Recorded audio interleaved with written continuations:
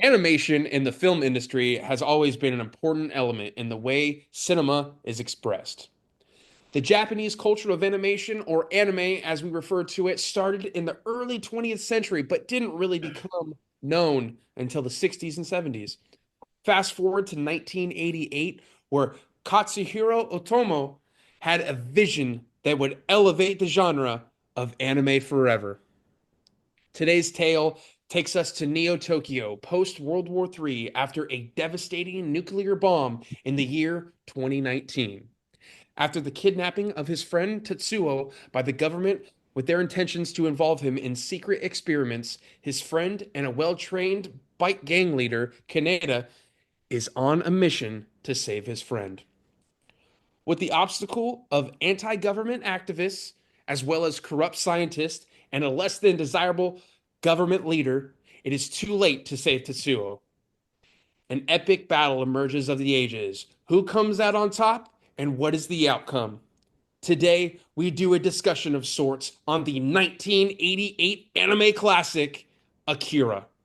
This is a Comic Talkers production, and you were listening to a The Future is Not a Straight Line. It is filled with many crossroads. There must be a future we can choose for our own selves. Edition of Just for Flicks. What's going on, guys? It's your boy, Patty B. With me, as always, is Mr. B Dog, Mr. Brandon. I think we have a guest tonight. Who is it? Who could it be now? Bum, bum, bum, bum, bum. Well, we're with our friend. You know him from Comic Talkers. You know him from Anime Talkers. Please welcome back to the podcast, Ty. Ty, how are you doing? I'm good. Thank you. Thank you. Chad Gable. Thank you. Chad Gable. That's exactly what I was thinking. You're gonna do shoosh, Thank you. Thank you. shoosh. Elgato Americano. Thank you. Yeah. But today we're gonna go over a movie that Ty actually introduced me a couple years ago to. I have never seen this movie beforehand, and I'm glad I was introduced to it because it's become one of my favorite anime movies, and this is a great way to kick off anime month. We're gonna go over the movie Akira. So I think it's gonna be a little different because here's the unique part of this podcast. Ty and Yeah. I have seen this movie multiple times. No. This was Like 2 times. Pat's first time watching this film. Yup.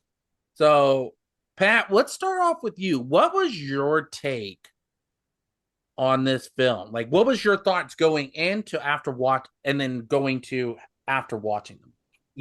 I didn't realize how serious it was.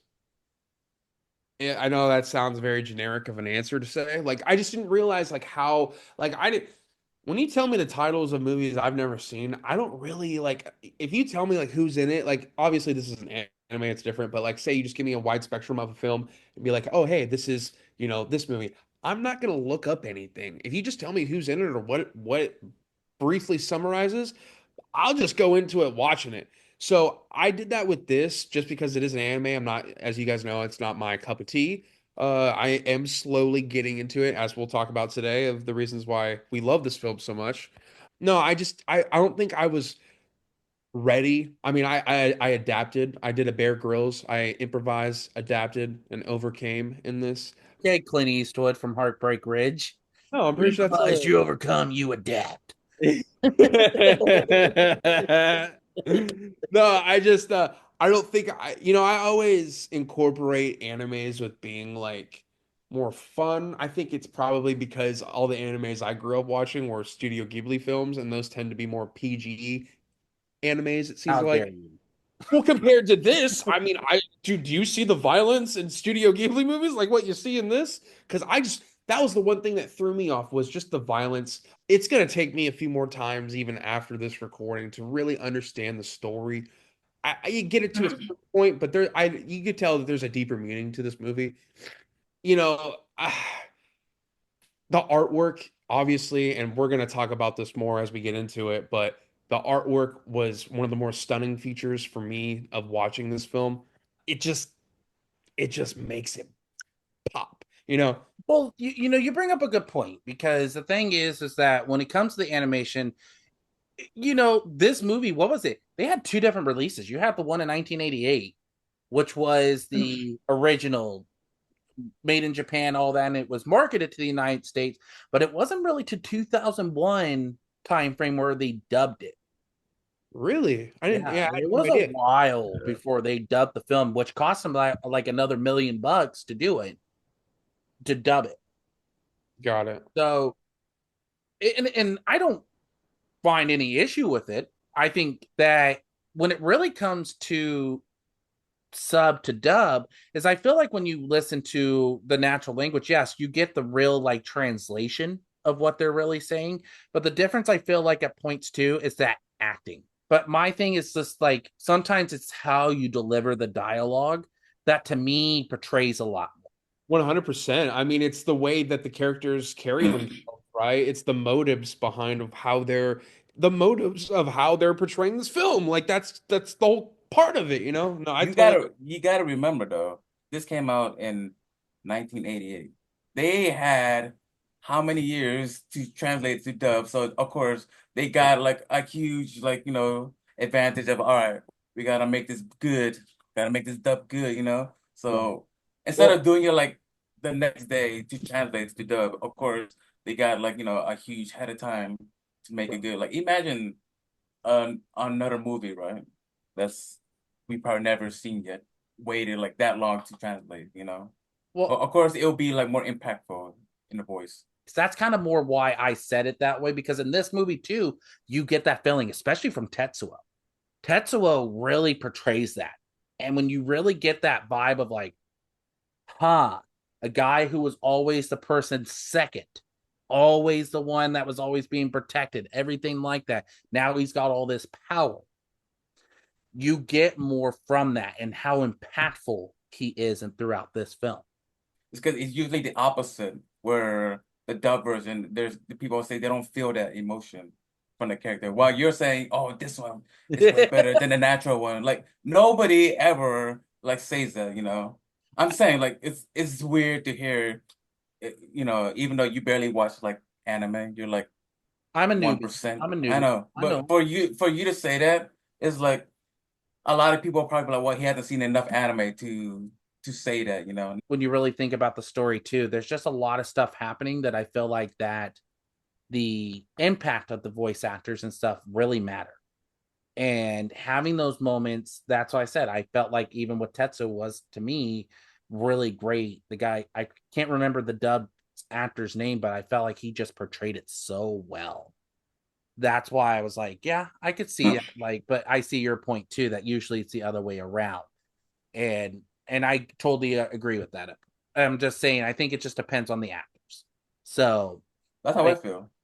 but what's good? Depending on the actors, can make the anime and make it more impactful. Like like I said, Full Metal Alchemist, there's Dragon Ball Z, even the solo leveling up of English actor makes it way better than the Japanese one, Right, which is saying something. agree. But let's go to you, Ty. What are things that you? I know you said it's been a while since you've watched it too, but Yeah. going back and rewatching it, what Yeah. was your take now compared to when you've watched it before? So I know the poster is the bike and Canada, right? Canada. But the poster is his bike and Canada, you know. So that kind of tells you, okay, he's the main character. But when you watch this movie, the first half kind of points to Tetsuo, because of what happened, like the beginning part where they have little gang war, and then the little can we talk about how ugly that character was? Which one? I thought it was like a Benjamin Button like disease, like Oh, are you talking about like the ghost looking thingies? yeah, the psychic The kids, pale with the pale Yeah. skin? Yeah. So, like the first time watching it, you're just like there's so much detail on it that look like an old man. You're just like, that's a They look like they were ugly, left. They look ugly. like they stayed in the swimming pool too long and just like But stayed there for like 10 years and then nah, like they got that Benjamin Button disease, But and then they became Gollum. but anyways, like, Oh, he meets him, he gets I guess a power awakening, but throughout half of the movie, it felt like he was the main character until you realize, oh wait, I forgot his friend, Canada Tetsuo. was actually the main character. Yeah. Because throughout half of the movie, this guy turns to a bad guy. You know, you're watching, you're like, the protagonist kind of turned to a bad guy. Oh wait, that's because he's not the main character. Well, and you bring up a good point too with the bike, because the bike is the main focus. We have seen it many times. We have seen scenes with the bike from in other animations. Ty, you and I have talked about it, that you Yeah, do man. stuff from Batman the animated series in this. And this studio who created this or helped create this actually helped make some of the Batman episodes. The Two-Face scene, the Clayface scenes. You know, there's a lot of things like that that they do so well in. And mind you, it's so popular that the bike literally made Ready Player One. Mhm. The bike in the movie, from the beginning of the movie. I do have to say this. That bike is fucking badass. It is So Yeah, dope. Like, I want that bike. yeah. Artemis's That bike. I just want that bike to look at. Like, if I had it like in my that garage, I'd be that like, bike is very iconic. You Yeah. know, like yeah. models I want to anywhere. pull a donkey and say that bike, that's a That's a nice nice bike. bike. Yeah. Yeah. But that it's one of the most iconic things. But you bring up a good point too, is that sometimes you kind of lose track of who really the main character is. And I think that's what makes a story interesting, because you kind of see it in multiple views. You You have do. Tetsuo, you have Kaneda, you have the government, you have even Kay being one of the main people of the story, and they're all from different fronts.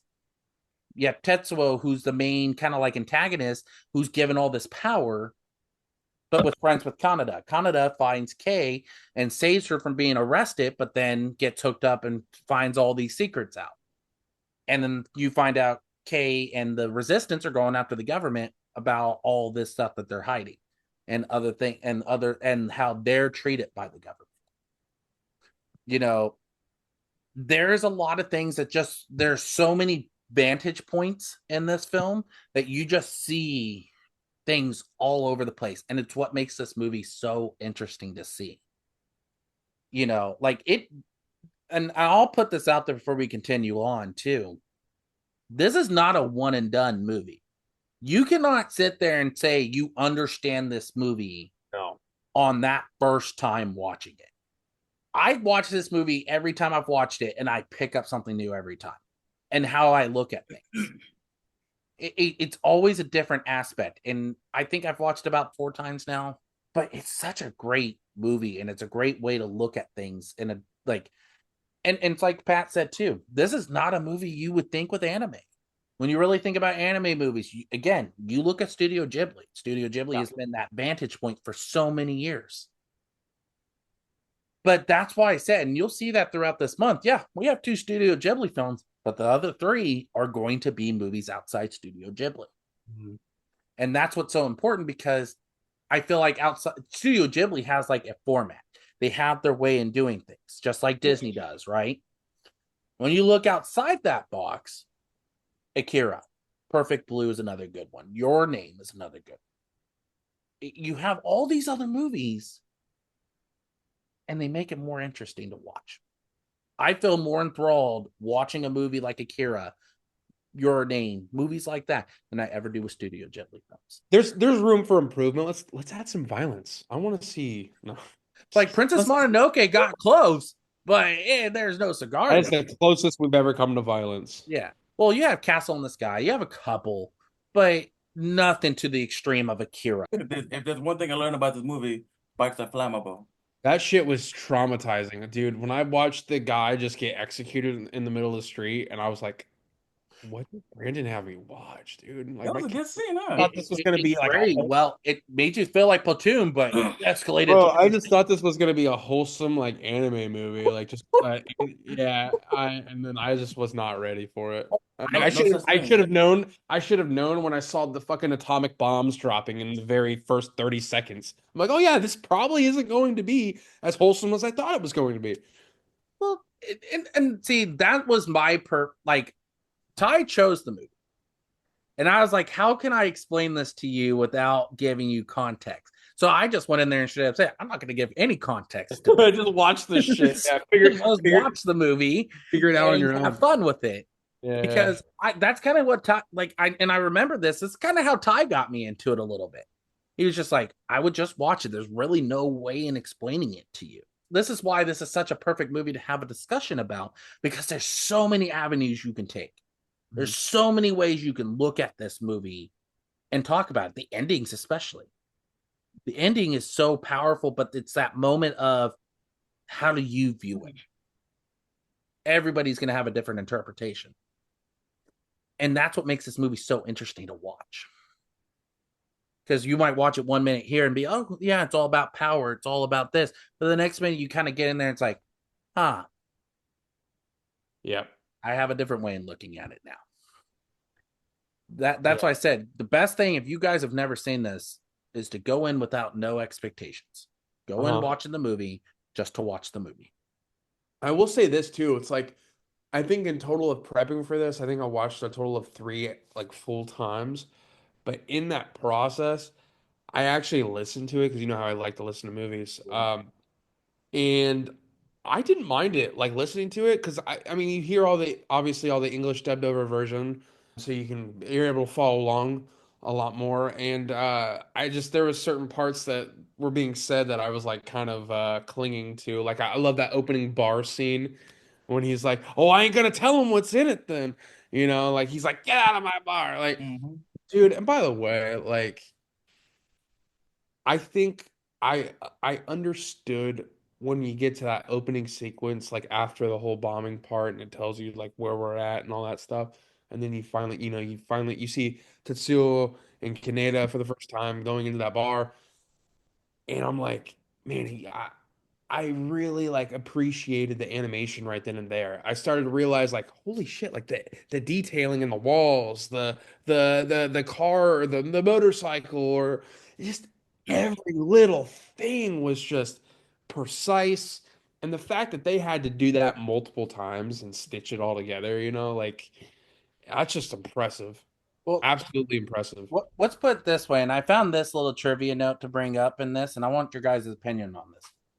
The movie consists of 2,212 shots and 160,000 single pictures, 2 to 3 times more than usual, using 327 different colors throughout the film. I think 300. they beat Wes Anderson out, buddy. Yeah, they did. They definitely maybe Like, I think or Wes Anderson was needs to like look at this. And maybe that's what he did. He was like, "Holy shit, I'm gonna make one thing that really like, and it'll always be ingrained now when I think of this movie is I love that scene where he's in the jail cell and it's that modern looking jail cell, so it's like up and it's got the slanted walls and it's just that whole color sequence, and then not even that, it's just like a perfect square frame, so you're like right in the middle of the room and you're able to get the full aspect of everything. It's just like it's just so good. Like I know that's a simple thing to really like fatuate over, but it goes back to the whole Wes Anderson thing. We've talked so many times about how I love Wes Anderson movies. You like some Wes Anderson movies, and when we I see like that, some. like you like how I did that there. Yeah, I know you don't like all I of them, like baby. some. Um, It's okay. no, but the way he frames his camera, just stuff like that. This kind of was a perfect example, and I think that was just the one example that really clicked into my mind because it's one thing that I like. As soon as they get into that jail cell, and it's like this beautiful amber color, and it's just there's a couple other colors involved in it, and you're like, man, dude, this thing is just popping, dude. And like I said, it's eye candy, right? You don't even necessarily have to follow story, and I will just be entertained by just watching the colors change and the sequences and everything. It's just so entertaining to watch. Another good, interesting point to bring up before we go into more things here, too. This was the first Japanese anime film to have character voices recorded before they were animated. While this is typical practice in the US animation, in Japan, the animation is generally produced first. Kind of interesting to see some of these points Yeah. and look at the context of this movie now and going, now you kind of see a different way in looking things or all that. That's what I said. And yeah, this now I'm curious to see, and I want your guys' opinion on. We've done this in the past. How much money do you think the budget was for this film? What are we talking? Are we talking yen or are we talking Yeah, American? Well, yen, and I got the conversion down roughly. So I'm just gonna go with yen. I'm not even gonna go with American money. Um, I'm going to say 100 billion yen. You're a little off, but I'll get to that here in a second. I don't know my conversions. I just did it. Ty, what about you? What do you think? I'm gonna convert it to American because yen is a little bit harder to convert. Like, Okay, an yeah, American, like what do you think? because like thousands are like just like hundreds and shit. Um, at least 100 million, about 100 million. So you both are off. So What? yen, What about you, huh? Even though you already know the I answer? already have the Yeah. answer. I'm Uh, looking right Cheater. He's like, well, I uh, know the exact, I know the exact. answers. It's but I if you were look to at it. guess, It is 1,100,000,000 Yeah. yen. No, You Brandon, know, I want you to close your eyes and then spin 3 times and then tell me what the answer is. no. So the yen for the budget was 1,100,000,000. That's roughly converted to about rounded up to about 7,300,000. But roughly overall, it's cost about 10 million if you include the dub version, if you include everything else. It took about 10 million to do it. I was close. I was in millions. And Said 100 million, bro. you said Yeah, 100 billion, but yeah. the movie grossed about $49 million worldwide. Wowza. Now, so That's it pretty. still was a success. But the thing is, and I'm curious, and I think this kind of lead into our next part of the discussion, is that it was directed, like Pat said, by Katsuhiro Otomo. But this is also the original creator of the manga as Mhm. well. So I have a question for you guys because the interesting point about this is that this manga was not complete. In fact, actually, this movie came out in 1988. The manga did not end until 1990. Still written by the same gentleman. Are you No. glad that he or Otomo actually took on doing the movie compared to somebody else doing? Yeah. Like, do you feel like it would have been successful still if the movie was directed by somebody else? I'm glad they did it in the past because if they did it with Netflix, it would ruin that whole movie. I tell you what. Well, well, now mind you, this movie is not out of the picture of making a live action adaptation of it. There have been rumblings throughout the years that there will be a live action. Now, there's been many directors who have been attached to it, one including Jordan Peele himself, which I he's interesting, and he has an appreciation for it because he even uses some of the stuff that you see in Akira in his movies. Well, if he does it, then I approve because I like his work.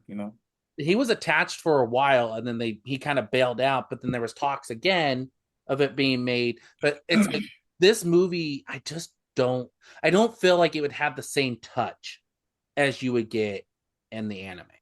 Mm. I just don't see that. Because it's hard to like bring that out into like real life. And now, mind you, we've seen live action adaptations, and some of them are good, some are super bad. Death Note, Death Netflix. Note, exactly, and Dragon Ball is right up there I with it. haven't watched it. That's new to Snow White. Yeah, I heard I that. did. I actually watched Snow the first White. 10 minutes. Yeah. What do you guys think?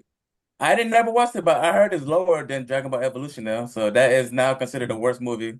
It was actually one of the greatest films I've ever seen. Yo, okay. Okay. 10 out of 10. I think they should make a sequel, do, the same people. do you know all the seven drawers now at this point? I I definitely got on You got five of them now. that. We are up to 5. Uh, Three, my lord. number 3, my lord. Um, can we also give and I think Gal Gadot should win an Oscar. He is just absolutely fantastic acting. Shut up. Uh, she's just She might get a Razzie, but not an Oscar. uh Now, here's a crazy thought. Now, mind you, we had it in 1988 where the first explosion takes place. Okay. The movie then takes place in 2019 and depicts Neo Tokyo creating a new Olympic stadium. coincidentally, Tokyo was scheduled to host the 2020 Summer Olympics before the COVID-19 pandemic delayed them until 2021. That is pretty freaky when you really look at the context of that film and think they actually almost got that right. It made me feel like a Simpsons moment there where You they think get they, weird things you think they right. were inspired? I was just about to say that The Simpsons. The Simpsons do it all the time. But what's your guys' take on that? Like just seeing how close they got in years of having it in Tokyo. I don't know. It's did they do it on purpose? You think? Do you think They did on purpose. Hey, we're fans of Akira. let's We're gonna go ahead and make it in Tokyo. let's be rational here, all right? It gave them 32 years to think about this and plan this out. Well, actually, probably more like 24, because don't you need to have like 8 years in advance to like know where the Olympics are going to be or whatever? There's like, Usually they announce about 12 years in advance. is So it about 12 years? Okay. 8 to 12 years. Yeah. Okay. Well, we'll say 20. Let's just say 20.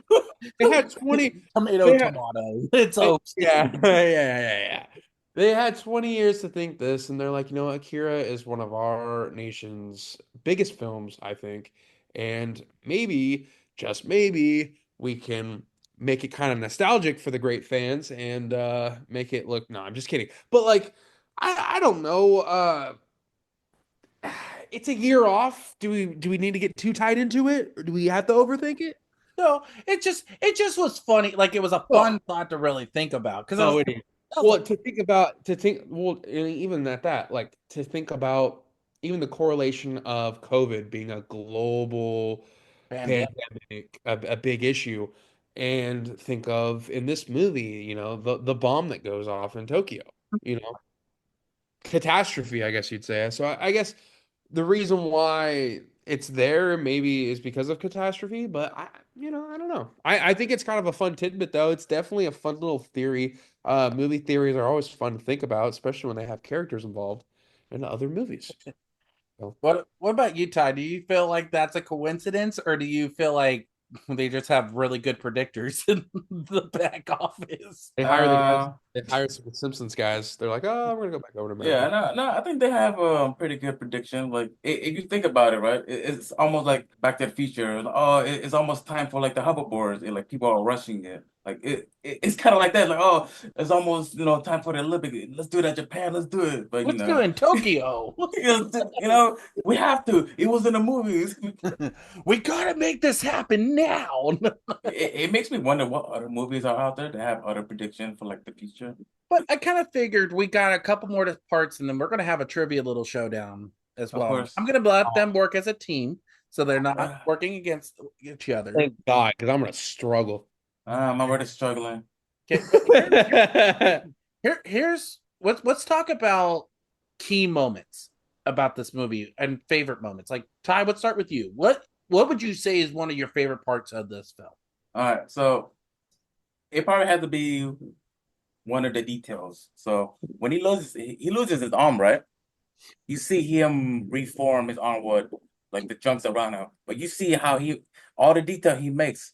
He makes like the muscles and stuff from just garbage. Like all that detail, it was so amazing to look. And you look Yeah. at it's such a great moment because you see every part of the body being made with little like trash and garbage. Yeah. Like, really, really good scene. And they make it look like tech. Like, It's well, tech. it's cyberpunk, inspiration, Yeah. so Well, not only uh, that, it's a good point to bring up, and I'll let you get back to it, but I want to bring this up during that scene because I thought the same thing. You can see how it inspires comics too, because in the Darth Vader Lord of the Sith comic, his arm gets cut off, or it was either his arm or his leg, and he reforms it using the Force. And when I saw that scene, I think they got that from Akira because Akira did that too. And like you said, with the reforming of the arm, Darth Vader pretty much did that with his limbs. yeah. Like nothing. And I was like, you can just, and we'll go into that here later too, of how this movie not only inspired animation from here on out, but how it also inspired live action films.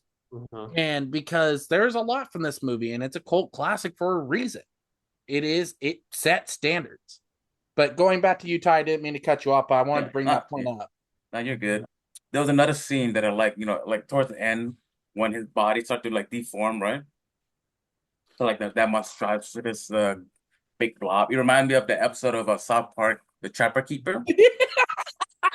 I don't know if South Park got the inspiration from that, but that's what it reminded me of. The Trapper Keeper. You know what I'm talking about. So you seen the episode, The Trapper Keeper, yeah. Like you can see the resemblance in that. Uh, why are you laughing? I didn't want to put two and two together.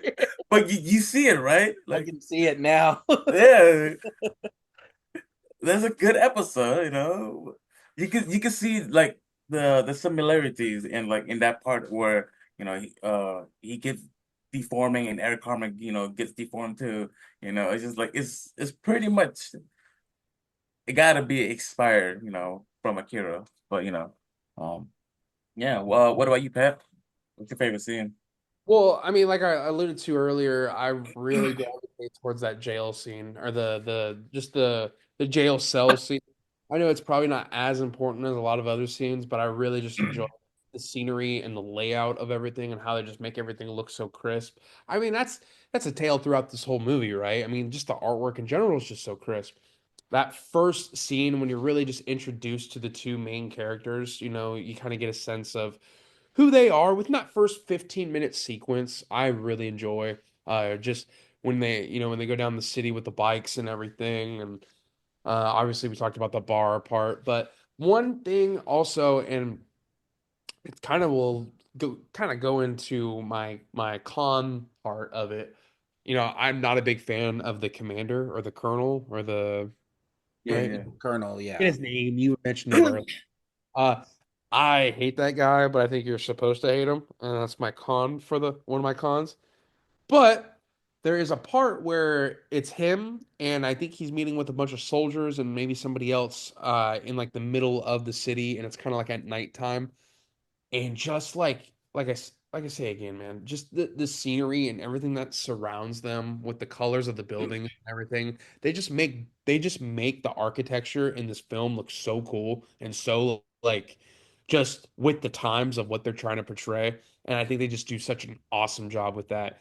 Again, the colors, man. Like this will be one of those this will be one of those movies where this will be one of the main things I will talk about time and time again when it comes to colors and films and the way the scenery is portrayed in the movie, because it's a big deal. It's a big deal because movies are a visual thing, right? They're not just something that you listen to, something you get dialogue out of. You have to watch it. There's a reason why you watch it, and you watch to what you see. So with that being said, I just think the colors just add such an important element to this movie. It just elevates it to a whole nother game, a whole nother ballpark at this point. I mean, there's a reason why this movie has stood the test of time and why it's such a standard in this genre now. Another thing too is like I love the story between Tatsuo and fuck, I almost Canada. Kaneda. Yeah, yeah. Oh, Canada. Kaneda. No, it's No, not. I just the and like you were alluding to earlier, I think you said it, Brandon. He kind of Tetsuo kind of feathers into that number two guy, right? The guy that's behind him, and now he becomes the guy that's most powerful. You see that in a lot of movies, right? That trend of like a duo of some kind, and maybe the person that wasn't the leader of that duo, or maybe the right hand man back. Man back. But yeah, man, I love that part. Obviously, when Tetsuo uses his power, it's fucking dope. Um, Yeah, for evil. Yeah. very, very destructive. I enjoy it. And I'll say it again too. Earlier we talked about it, man. The violence in this movie is awesome. I think the way they portray that violence, it was kind of dark with the whole that street scene that I talked to you about earlier, how they wound that guy, and he's trying to tell the little ghoul thing that we talked about, the wrinkly, Yeah. the Benjamin Button fella. Yeah, yeah. Um, he's like, "Get out of here! They'll see you," and then they just, yeah. I was Oh man. Bro, I like I said, when I watched that for the first time, like my jaw was just on the floor. I think Bro. to be totally honest, and it kind of leads to what I was gonna say about this movie, and because I agree with you, Pat. They didn't hold nothing back in this film. This was supposed to be violent. It's again one of those movies that's not meant for you to feel comfortable watching. This is a movie that's going to make you think. It's a movie that's going to make you sit there and view things differently. That's the whole thing about to me in this movie is the power situation. How power in this film is looked upon by different classes. You have the government who's trying to figure out how to work this power, and it's so, and they feel there's so much power they could just kidnap kids like nothing. The whole aspect of because even the three people, the three like I almost called them hollows, but you get my point. Like the three little kids that they kidnap and stuff too, and that's that like one of them has like the precognition situation. The all these characters were kids they kidnapped. And the government just got away with it. Akira, another one. Supposedly they kidnapped him too. And he was just as powerful as Tetsuo, if not Tetsuo not being more powerful.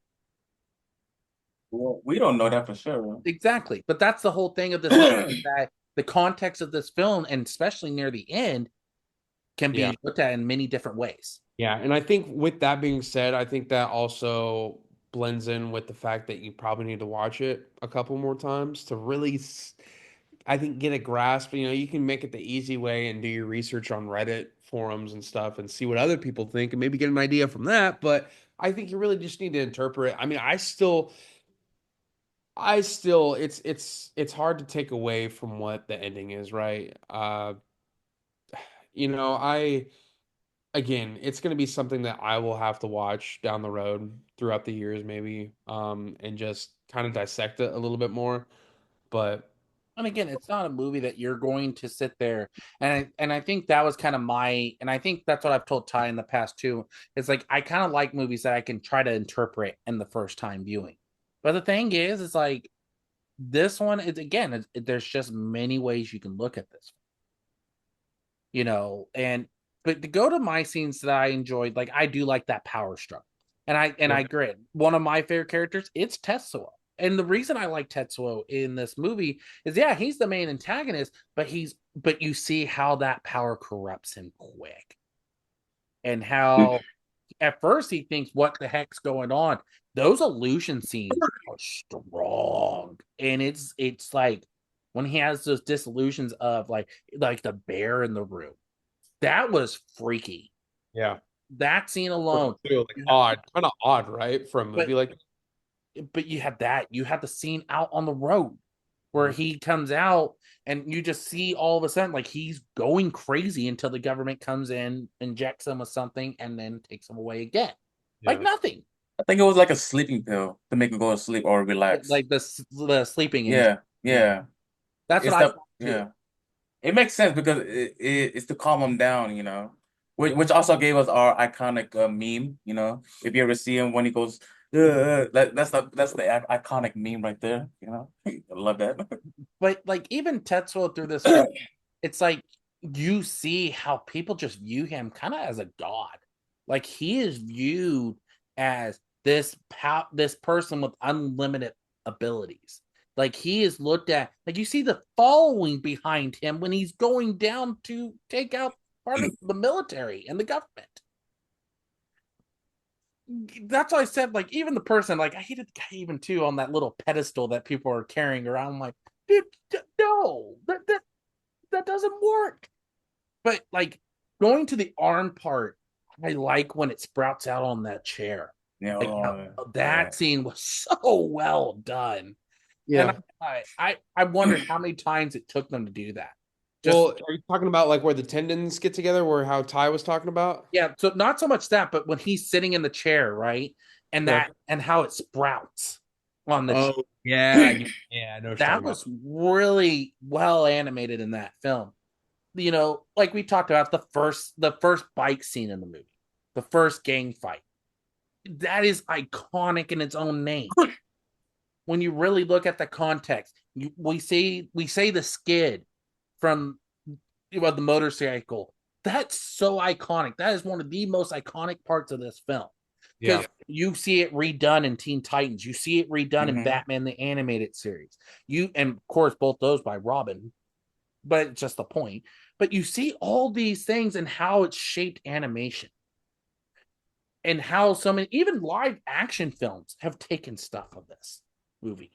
Like we said, Ready Player One is just one of them. I have some of the other Yeah. movies here. Looper, Looper, yeah. Inception, Inception, or Matrix, uh, Gravity and Interstellar also do it. Wait, what are you talking about with So the movies that were inspired by yeah, the by scenes and stuff. this. Oh, okay. Well, What's the how is Interstellar? What do you get for let Interstellar? me get that. So it's not so much the scene with the motorcycle, but the scene in which Tetsuo flies up into outer space and destroys the satellite where he gets the arm. Okay. It's very scientifically accurate in the sense that there's little to no noise once he leaves Earth, due to the fact that there's no medium for which sound to travel through in space that's audible to the human ear because it's a vacuum. Now, this is very impressive for a sci-fi animated film from 1988, seeing how live action movies like Gravity and Interstellar have only recently begun paying more noticeable attention to that technical aspect. Yep. They definitely do that in Interstellar Mm. with the whole Matt Damon latch scenario. Well, like even in Gravity, you have that with Sandra Bullock at points. Like that whole scene when George Clooney gets, that's probably my favorite part of the movie, is when George Clooney gets hit off that satellite.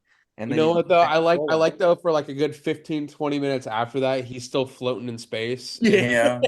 he's still talking to her. Yeah. Bro, I don't know about him, but I'd be freaking the fuck out. Like I would not, but talking to her and calming her down would be the last thing on my mind. I think he was the only reason was to calm her down, but in his mind he's like, shit. Yeah, like why did I sign up for this? It should Nobody have got been time for that. her. Nobody got time for that. And he's just spinning in space. Did I leave the oven on? But like, even you want me to tell you my last thing that I really enjoyed about this film, you could always say the fight between Kaneda and Tetsuo, because even though Kaneda wants to save Tetsuo, he knows the only way he's going to do it is take him out. And one of the Yeah. shots I really enjoy is when you think he gets Tetsuo. When that shot, Oh, yeah. that beam shot, you think, oh crap, he got him. And he just sits there and it just runs out of energy. It rendered up the battery dies. Yeah, I Man. was just like, it left you paused for one moment, like, oh wow, Canada just went there. And then it just goes. And then it just shows that he didn't get shot through. And it's like, oh wow, that just shows how great of an animation they are in this film. This is why I said that scene. And then my favorite scene is that ending scene with Canada, where he gets taken up to this whole new kind of like higher place, but kind of sees that Tetsuo is going to be okay, that he doesn't have to protect him, he doesn't have to do this, and it's a sense of, because you see that through the whole film, that Tetsuo, or is always, like we've said, Tetsuo's always been second to Kaneda. He has never been his own person. So when this person is granted power beyond limits, shows you how that power can really truly corrupt somebody. But what happens when you can't control that? And that's exactly what happens to this film. And Kaneda, all he wants to do is protect him. Even though they have their own thing, he still treats him like a brother. They've grown up together. They've done all this together. But he also has come to that point, like the only way he's going to take care of this is if he is the one to end it. It kind of reminded me of this one movie. What I can't remember what it's called, but it's like the whole movie is through the Oh video yeah, camera. I You know know what I'm talking about? exactly Through the what you're video talking about. camera, and then like all three of them have like they gain powers. Then Oh, at the end, Chronicle. Chronicle, yes, Chronicle. thank you, yeah. It's kind of like that. Remember, like he wasn't like really like the main popular person and stuff like that. But once he got power, he started going a little crazy. Yes. Then his friend was like, he's like, I'm the one who has to kill him. You know, Oh my he God, has to be, that's yeah. from like 2012, right? Is that Yes. the kid, the younger guy from I think he's in Lawless, if I'm not mistaken. He was also in Oppenheimer too. Small role, but he's in Mm. it. But Um, but like Josh Peck. or no, not Josh Peck. I know Josh No, no. Peck's done Oppenheimer too, It's but in that new movie that came out like last year about there's a lot of new movies that came out Yeah. this year. yeah, how does that make sense? The new movie that came out last You year. sound like Clerks. Like, hey, you got that one new movie with this one Yeah. actor? Yeah. But All right. but that's why I said that scene where you kind of see him revisit their childhood, I thought was so powerful. That whole scene where he's seeing like Tetsuo kind of getting beat up and everything, and then he even steps up to go, "Hey, I'm here. I'm going to take care of you. You should defend yourself. You should do all this like an older brother would," kind of thing. But then they just become friends after that.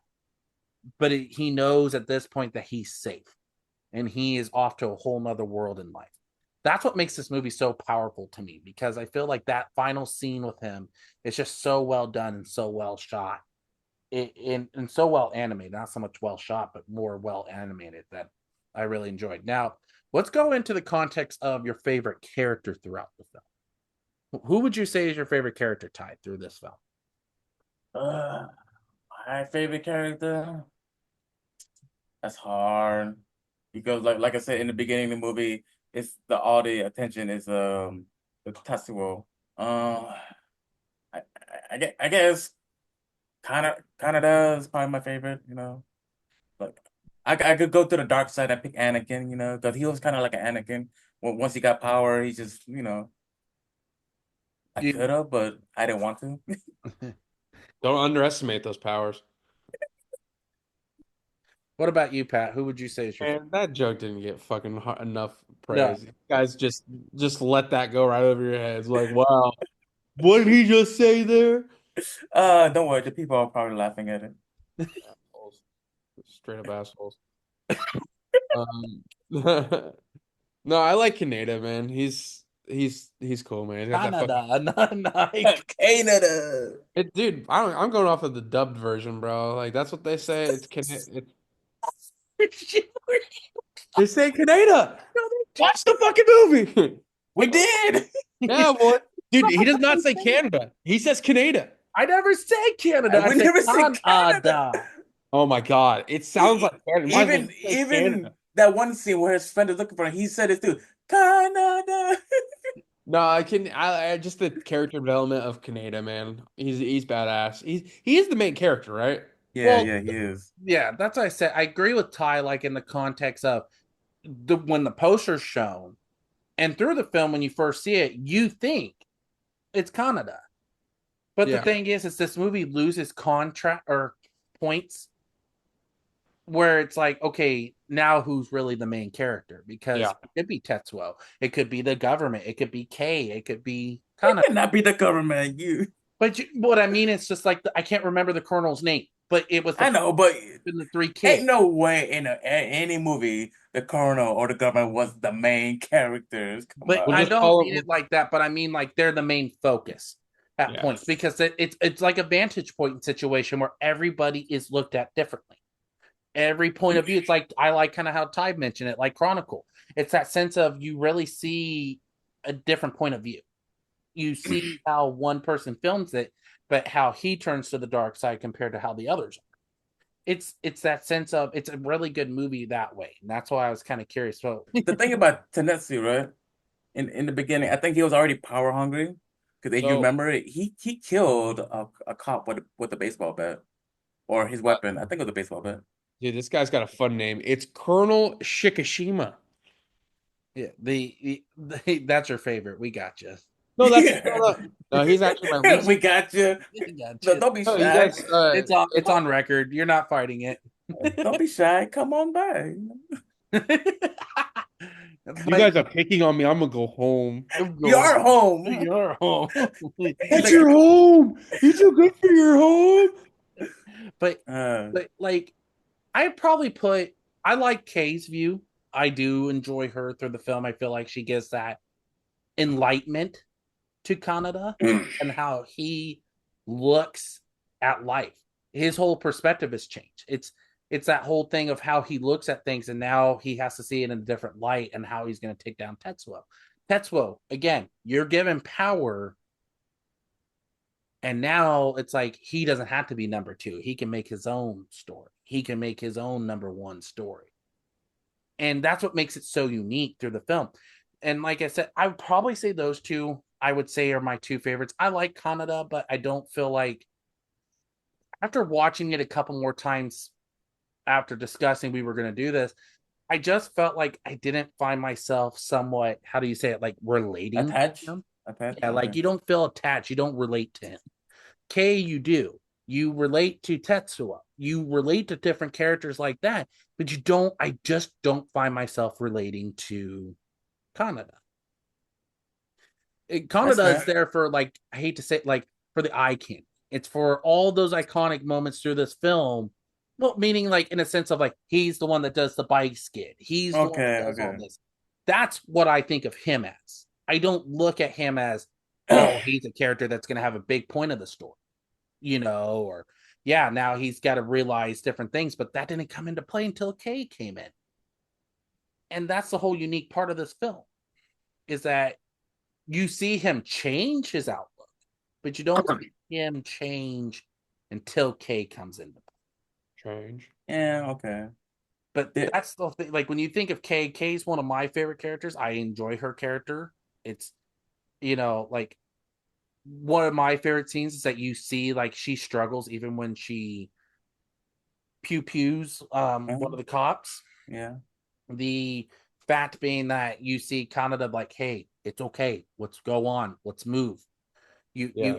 you have those moments where they just both build off each other. Like the scene in the motors when they're building up the motorcycle, and she's sitting there actually smiling. It's a sense of they're both feeding off each other. And it's really good scenes. The other part I want to bring up, and it's a funny point, is when they're getting arrested after the first bike gang war. Okay, yeah. And when you see him like Canada, like, hey, Yeah. yeah. When they're looking at the IDs and stuff, yeah. And then when he talks about his mom's like, oh, my mom made it over the hump. Sitting there like, no. and but you see like how that's how you get him and Kate kind of connecting because he saves her. He's like, hey, she's with us, kind of thing. But it's just those moments that just make you go, huh, okay.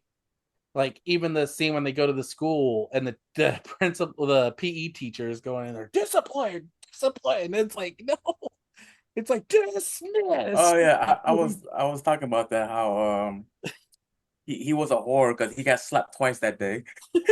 He got pimp slapped twice that day. I forgot who was the second person that slapped him, but he got slapped twice. It was what? It wasn't by the cops either, huh? No, it was first. It was by Oh, it was by the officer. the officer and when it was in the principal office, he got slapped twice that day. But that's why I said just having those moments, those moments with the characters. That's why I said rewatching it again. Like if you would have asked me the first time around, I probably just stuck with Tetsuo. But watching it again, I've kind of grown an attachment to K. So that's kind of where I stick with. But I have a scene I want to talk about. Okay, what's the scene? It's when Canada borrow his friend's bike. He's like, he was like, oh, what are you doing with my bike? And like he gets on the bike, and he just started driving it into a wall, and it blows up. What was that whole thing about? I still don't know. At first, I thought he was trying to jump over the wall or something, but there was like nothing to jump over. But he just crashed his friend bike into the wall. They both run. His friend just like, huh? Then he just turns around and starts talking about something else. Just like, bro, what was that whole thing about? You just destroyed your friend's bike. Huh. On this episode of things that don't need to be there. One of these things just doesn't belong here. Yeah. Like, did you guys understood that? Because I did not understood that. No, I did not. So, like if I was one of the artists, I'm like, why are we drawing this? Like, there's no point. We need to blow up the bikes. Like I'm like, Phil, this takes an extra day and a half. Yeah. Why does he have to be named Phil? He could be Canada, he could be somebody else. But no. Canada is the character. Phil's there you go. Canada. There we go. Canada. You said it right. There you go, buddy. Yay. You learned words. All right, Ty. Yeah, Pat. Yeah, Pat. Okay, fine. I Okay. was just trying to ignore Brandon for a second. Wow. It's just But yeah. there is this one more thing I want to bring up before we kind of go into our closing stuff with this. At 38 minutes in the film, and I had to go look this up, and I rewatched it just to catch this scene, and it makes me laugh every time that I watch it. When Colonel Shikashima is listening to Dr. Onishi's assessment concerning Kyoko's most recent dream, which is the scene where she has that precognition that, oh, they got to see Akira, they get to see all this, right? Hmm. A caution note on the doctor's equipment features the following English text beneath it. I'm not going to say the real same because I don't understand and I don't want to pronounce something that might sound offensive just in case. But when you transcribe it to Oh yeah. it roughly translates to, why do I even have to draw this part? Give me a break. Jeez.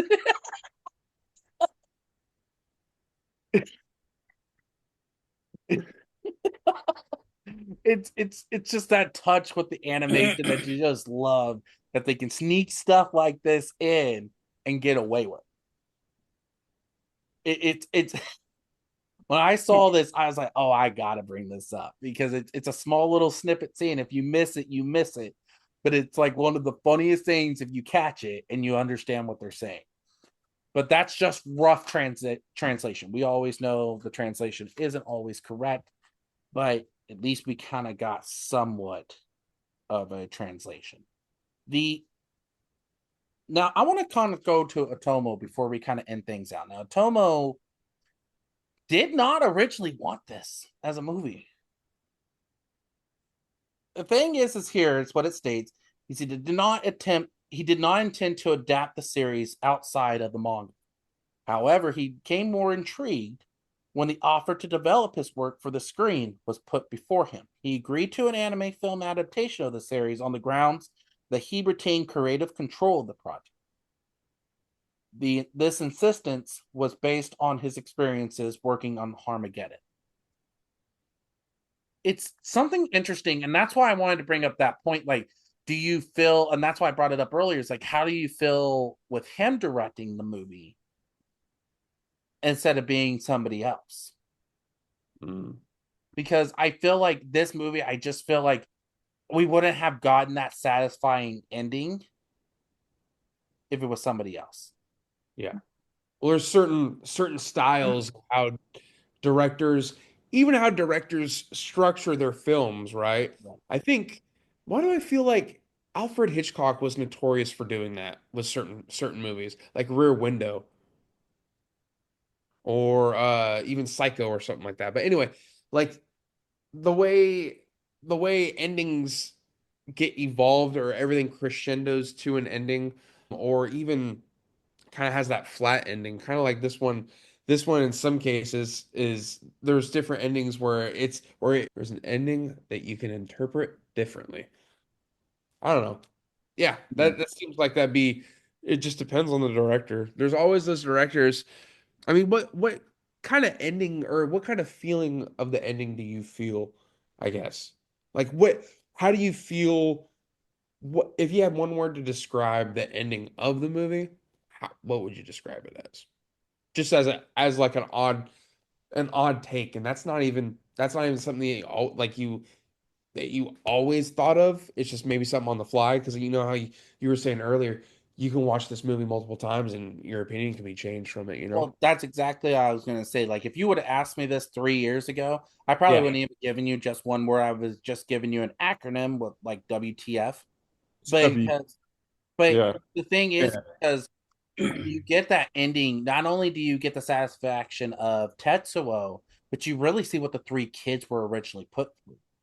And, but now going back to it, it's like, it's not a sense of satisfaction, but it's more intriguing Yeah. because when you get that, that's what makes you want to go back and rewatch it. That's what's going to make you go back. Okay, let me see this from a different point of view.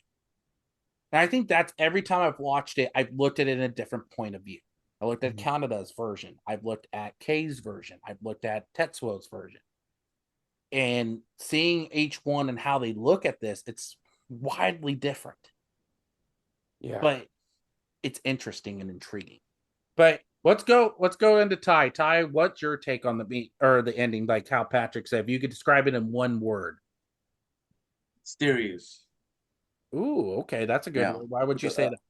because it's like you said, it's one of those movies where the ending is, it questions you, so you have to keep watching it. Like, I like movies like that, like especially when it comes to like anime movies, because it makes you wonder, like, oh, what happened to the character after? Because there's so many like other anime movies that ends like that, and it makes you rewatch it. You know what I mean? So having a certain ending like that, of course, it makes you want to rewatch it to try to get like a more understanding, see what happened to the character.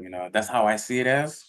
Pat, what about you? What's the one word you would treat, or which word would you choose for the ending? You said mysterious, Ty? Is that what you Yes, said? I did. Yeah. Yeah, I've mysterious. said intriguing.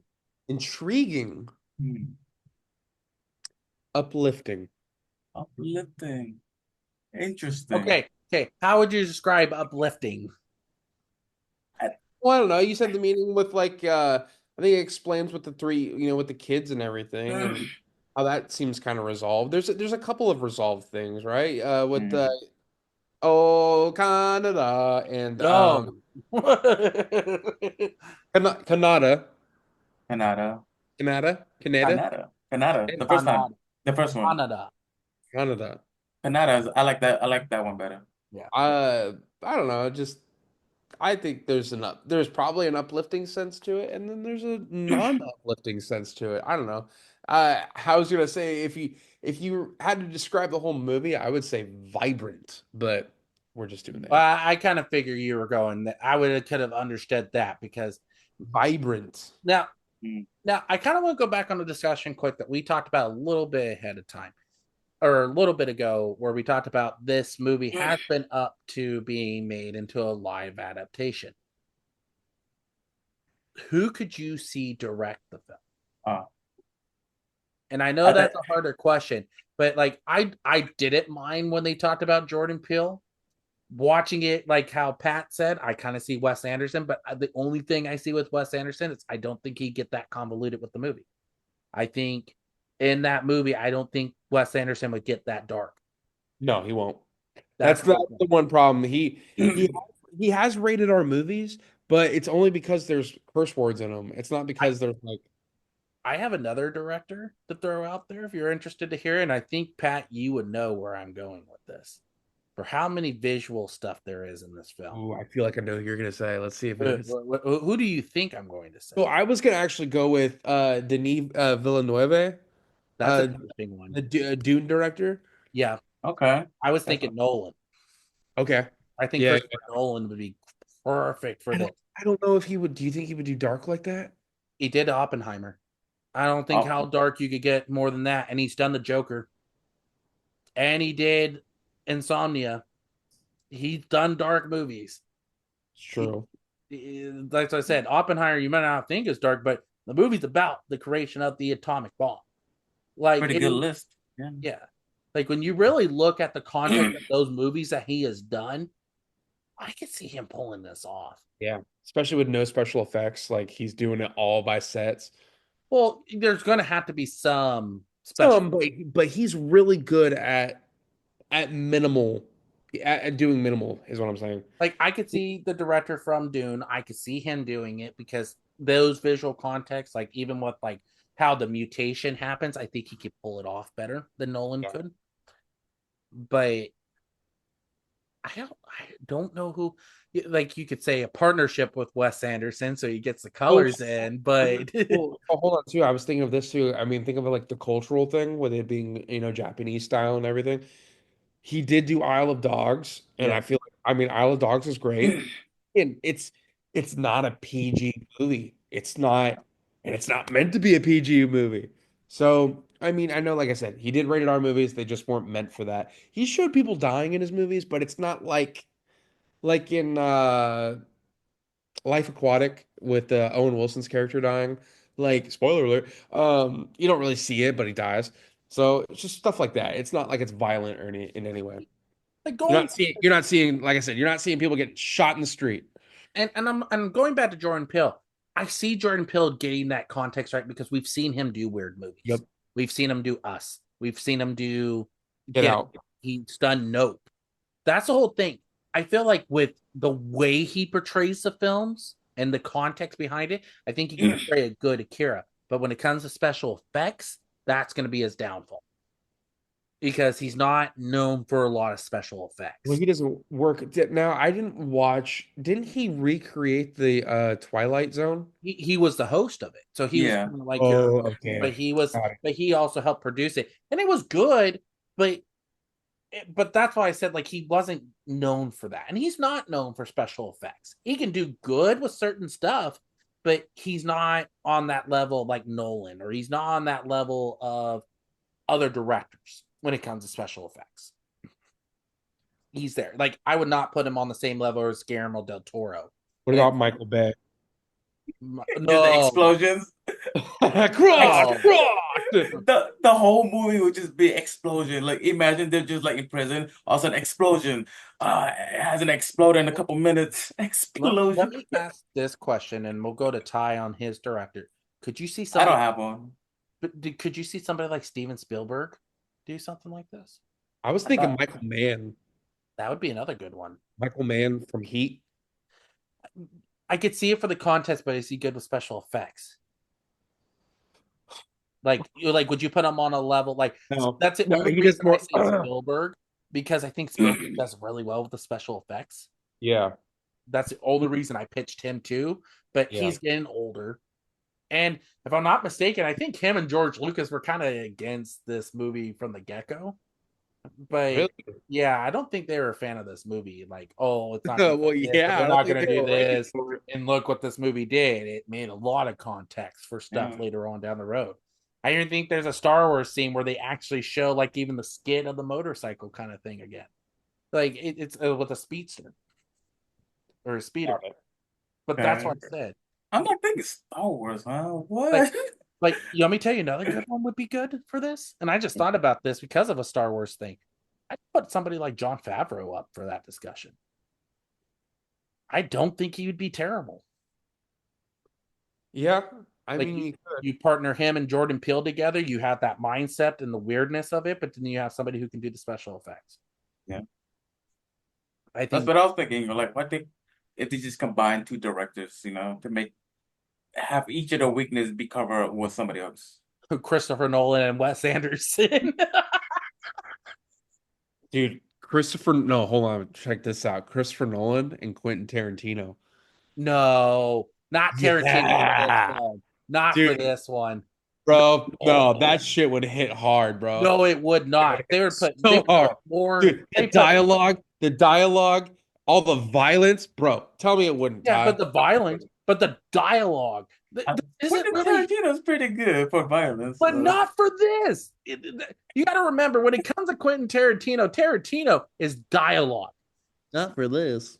But you know what? You got your face over there, Mister What are Pete, you saying? Mister. I just so confused. But to go out on this, I think this is a great way to kind of end things out. I got I got 5 questions for you guys, Oh shit, you ready, Ty? and you guys can work together. See, No, there's no multiple choice here. oh man, Frick. You'll be fine. I've kind of come up with some easy ones, so don't worry. yeah, you're easy one. Yeah, let's get this Okay, Yeah, going. let's put it yeah. this way. Okay, what year does Akira actually take place? And I mean the main premise of the movie, not the beginning. 2019. There you go. I feel so accomplished. Let's go, Ty. We're on the board, baby. Okay, here's Yeah. 2 biker gang. Their names? Don't tell me you got Yeah. a name. What down. is the name of Canada's bike gang? They only reference it once. The Pink Pony Club. I'll give you a hint. It is on Canada's jacket. What's on the back of his jacket? Oh, the logo. I can't remember. Um, On his jacket, the back. The back of his jacket, there's that iconic symbol on his jacket. What is it? Yeah, see, it is. Oh, no. Uh, can we use a lifeline? It starts with a C. That's all I'm going to tell you. Crap. You said on Kaneda's jacket? It's on Canada's jacket, That's what I meant. That's what I said. Gosh, you heard me wrong. and it starts with a C. Start with a C. There's your 2 lifelines. I'm not giving you any more than that. How many letters? I'm not giving you any more context clues because you'll be able to get it. Am I though? You're not going to see how many letters there are. I mean, if you help me, like, if we're playing Wordle or something, you help me with like how many letters? Is there 5 letters 8. like Wordle? 8? 8. 8 and start with a C. It's like I'm gonna go And down the dictionary. it's the name of the logo on his back. No, it's the hint is that the logo or what's on his jacket is the name of their gang, So the name is the logo. pretty much. And He's the only one to wear it. Wasn't it like? it's a pill, no? Yeah, that's exactly what I was You're gonna close, but what is it in? When you think of Oh, a pill, capsule? they're the capsules. Oh. See, when you say what is in, like, there you go, that can help me, I'm over here like, what the hell? There's a pill and a C. Pretty sure capsule's a 7-letter word. No, capsules plural. 8. Oh, I didn't hear that. Sorry. You know sorry. what? I got Funny, my huh? numbers. I It's know so my snappy. numbers and my letters. Okay. He's so snappy tonight. A little feisty.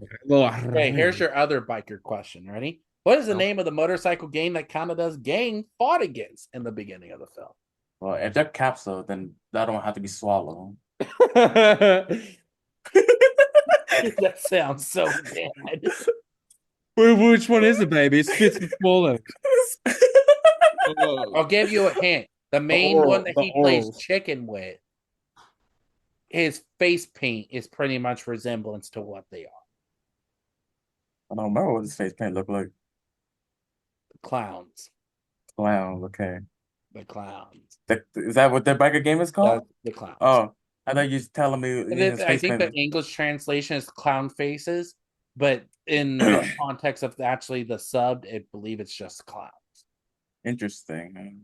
Your next question. During Tetsuo's hallucination in the hospital, 3 little toys come up on this bed. What are the 3 toys? And I say toys because I don't know. It was like one's a teddy bear. Yeah. Geez, what was the other 2? Ball. No. Is it ball or doll? No. He said ball. It's not Oh. and it's not a doll. So don't. Are you saying I'm saying doll? Are you saying ball? Ball? Ball? Doll? Doll? Barbie doll? Doll? Doll? Ball? Let's see. One with the teddy bear. The other one was it like A duck? No. what am I? One's Was it another like animal, and one's something that we use every day. a chair? A No. car? There you go. There's your second. A car. Okay. And what's your third? Another animal. Was it like a horse or something? Giraffe. No. Llama? Nope. Tiger? I'm only giving you 2 more guesses at this point. A black mamba. Okay. Is it on 2 legs or 4 legs or no legs? I'll give you a hint. It's an animal that you can see in the anime Shangri-La Frontier. That just broke my brain. Yeah. A bird? A bird? Got 1 more guess. Jesus. Think of a A guy rabbit? that helps our main character through the film. I just said rabbit? Rabbit bunny? A bear, a rabbit, and a car. Yeah, okay. Walk What into does a car. And I'm trying to find the last question I had here. I thought you said there was 5. That was 3, no? No, there's 3. There's only 3. Oh, Because I thought you said remember, there they was all 5. make up then the bigger I'm animal. talking about the questions because you said Oh, there's last one. 4. I only have 4. Oh, yeah, I think I you had had 4. 5. I got 1 more. You're fucking rhyming right now. You sound like Dr. Seuss. Stop it. I got one here. I got one there. I got one somewhere. Yeah. Bippity boppity doop. The doop dop boopity boop boop. A dop dop dop, a bop bop bop. Who knows if my flop will cop? Is Akira here? Is Akira there? Is Akira is in one of these? Akira's everywhere. Oh, you're gonna bring out Randy. Imagine Randy. Oh, dude, imagine the Macho Man reading a little bit of Dr. Seuss here. His heart grew 4 sizes too small. Yeah, he hated Christmas. Yeah, it's called the Grinch. Okay. What are we doing? Rusty And the last question is, when the people see Tetsuo at the end in full power in the city, what are the people mistaken him as? So the finals, near the final scenes of the movie, A giant Tetsuo baby. goes to the city. Giant baby. A giant baby. But the whole scene when he crushes the tank. After that, a whole group of people follow him and started calling him what? I don't know if I should say it. Yeah, dude, it's if it was a snake, it would bite you so quick because it's pretty plain as day what they're calling. If it was a snake, I'll bite you. Let's put it this way: you see it Call on the poster every rattles. day. Akira? It is Akira. Akira?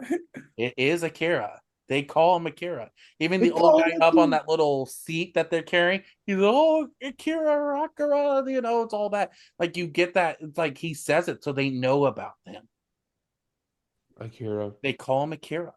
Akira Madeira. But you guys worked okay together. We did good. I got that last one. That was You got pretty 3 good. out of 5. What do you Impressive. mean? You almost got 2 out of 5. Hey. No, I'm pretty sure we got all of it. 3 out of 5. I didn't. You didn't get the clown one, and then Akira, I had to work you guys. Well, that's because you cheated. You know, I I asked you didn't like cheat. I asked you what you know a simple question. And you kind of gave me the answer. So technically, you helped us to get the answer. So we got 4 out of 5. What? Yeah, dude. That's wait 4 out of 5. That's yeah. 4 out Yeah. of 5. That's a B minus. That's a B.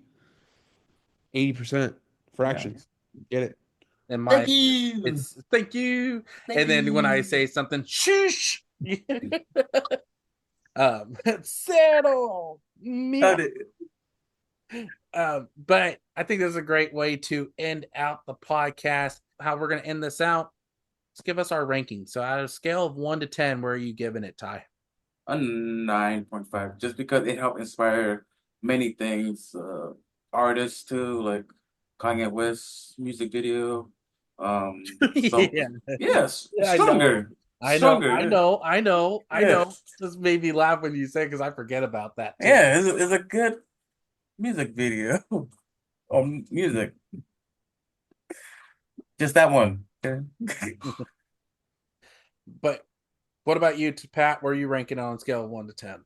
You know, I haven't watched this movie enough to probably give it a more accurate ranking. I know if I say a ranking now and I watch it more down the road, I'll be like, man, maybe I should have done it higher. But I'm gonna give this just because I'm not a big anime guy. I'm still out of respect to how big of an impact of a movie, like Ty said. This movie defined a generation of anime. It still defines just what anime is in general, right? Not just anime and everything else. Almost everything. Everything else, man, all at once.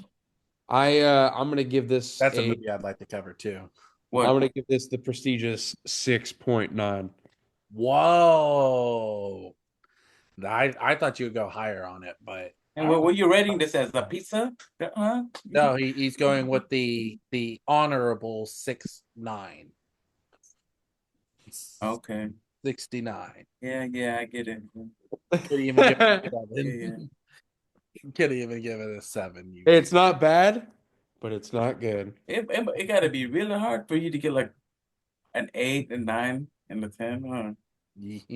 Well, he's done it, and he's done it on multiple occasions. This is just a movie I'm shocked he didn't give it at least an 8. That's what I'm saying. but I'm okay. I can understand it. Like you said, this is your first time watching it. You haven't. Yeah, there's a lot of variables to this. You guys have known this movie for years. I've known it for 2 weeks. A lot of different variables go into that. Like I said, I love the movie. It's great. Like we've talked about it this whole podcast of why we enjoy this movie. Not even a 7, just a 6.9. 49, baby. 6.9. I'm gonna go with a 9.3. I'm kind of on the same level as Ty. This movie inspired a lot of things that we love. But the thing is that when you really look at when you look at Batman the Animated Series, I don't think you would have gotten that series without this. I don't feel like you would have gotten some of those iconic moments from the series without this. And this movie, it's like you said, it's like Ty says, it's mysterious. How I say it, it's intriguing because every time you watch that ending, it makes you want to go back and rewatch it from a different point of view. And that's the best thing of this movie is that there's many ways in how you can look at it. Mm-hmm.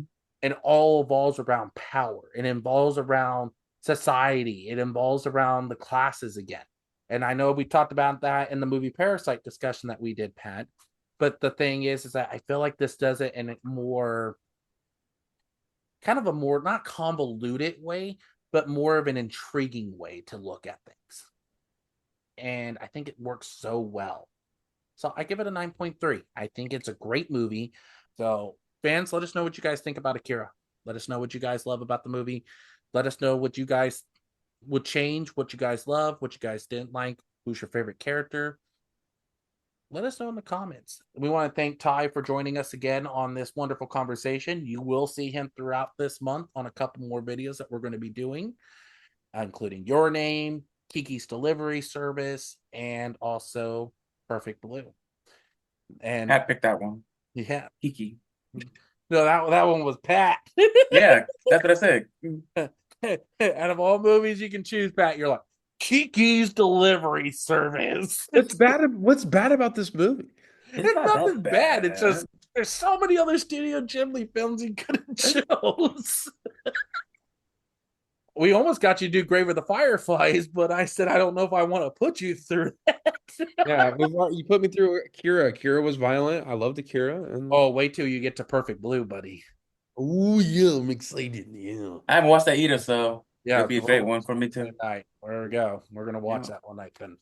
But yeah, fans, you can check out J4F Podcast on Instagram, TikTok, and Facebook.